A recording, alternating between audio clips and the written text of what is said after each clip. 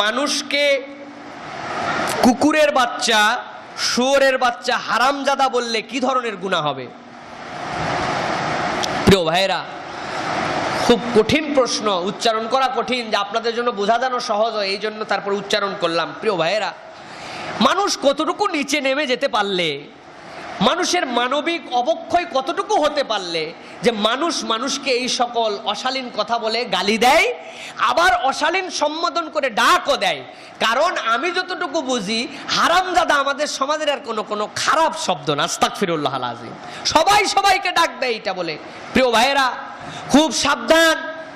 আল্লাহ রসুল বলছেন, আল্লাহ রাব্বুল আলামিন হাদিসে কুদসি নাজিল করেছেন আল্লাহ রসুলের প্রতি, যেই হাদিসটা কল আল্লাহু বলে শুরু করা হয়েছে। আল্লাহ রাব্বুল আলামিন হাদিসে কুদসি দিয়েছেন। কি বলছেন আল্লাহ?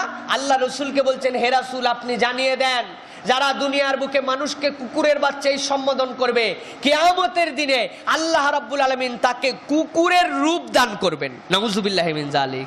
বলা হবে, তুমি এই মানুষ তো মানুষের বাচ্চা ছিল, আশরাফুল মাখলুকাত ছিল, সৃষ্টির সর্বোত্তম ছিল, তুমি তাকে কেন এই কথা বলেছিলে? আজকে তোমাকে সেই রূপ দিয়ে জাহান্নামে পাঠিয়ে দেওয়া হবে। হাদিসে কুদসি। প্রিয় ভাইয়েরা, আর আমি সেখানে কুকুর তো দূরের কথা, আরো স্টেপ বের করে তার জন্মের ঠিক নাই আমি সার্টিফিকেট দিচ্ছি, তাহলে কিরকম আমাদের জন্য সাজা হতে পারে? সুতরাং প্রিয় ভাইয়েরা, রমজানের মধ্যে একটা ভালো প্রশ্ন আপনাদের কাছে বলবো, মুখে গালি দিবেন না, গালির ত্যাগ বন্ধ করতে হবে। আপনারা রাজি আছেন? কারা কারা রাজি আছেন হাত উঁচু করেন, যে গালি দিয়ে কথা বলবো না। ওয়াদা করেন আল্লাহর কাছে যে ইনশাআল্লাহ গালি দিয়ে কথা বলবো না। হাত নামান, আল্লাহ কবুল করে বলেন আল্লাহুম্মা আমিন। ইয়ার কি করেও হবে না গালি, যেই গালির জন্য হাদিসে কুদসি আসছে।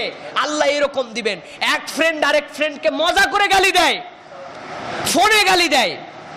প্রিয় ভাইয়েরা, আল্লাহ আমাদেরকে হেফাজত করুক। সুতরাং কি পরিমাণ যে আযাব হবে এটা জানি না, আমি যেইটুকু জানতাম হাদিসে কুদসি থেকে আপনাকে জানালাম। আল্লাহ রাব্বুল আলামিন আমাদেরকে হেফাজত করুন, আল্লাহ রাব্বুল আলামিন আমাদেরকে বাঁচার তৌফিক দান করুন। ওয়া আখির দাওয়ানা আলহামদুলিল্লাহি রাব্বিল আলামিন। আসসালামু আলাইকুম ওয়া রাহমাতুল্লাহি ওয়া বারাকাতুহু। যাদের সুন্নত